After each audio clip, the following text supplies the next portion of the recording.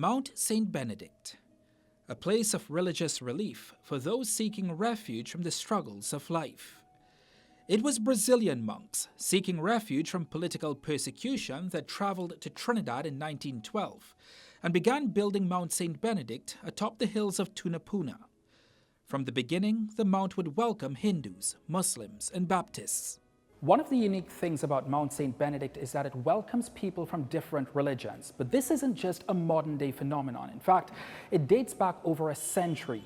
In the early days, when Hindus came from India and Muslims came from Africa, they didn't have physical money to offer as an offering. Instead, what they left behind for the mount was jewelry. The monks would melt that jewelry and create this pilgrim chalice. People come here every day, and not only Catholics. As a matter of fact, some people do not see this monastery as a Catholic church. They see it as a place where God can be sought and found, as a place where they can go and unburden. A conversation with some at the Mount reveals just that. Today is the 1-year anniversary of my mom's passing. So I came here really to in remembrance and to pray, and it's very peaceful up here. As a child, Stephanie Guevara's grandmother would bring her to the Mount. Today is her birthday, so she's continuing that tradition. If I come here with baggages and problems, I know I'm not going to leave here feeling the same way because of the serene atmosphere. You know, it is so peaceful. It is, you know, it's as though you're in Trinidad but in a different world.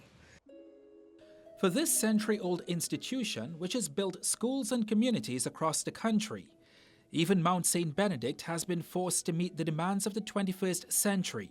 Although we loved living here on our own and cut off, we felt that there was a need to connect with people who have a passion for God and who have been, coming here regularly.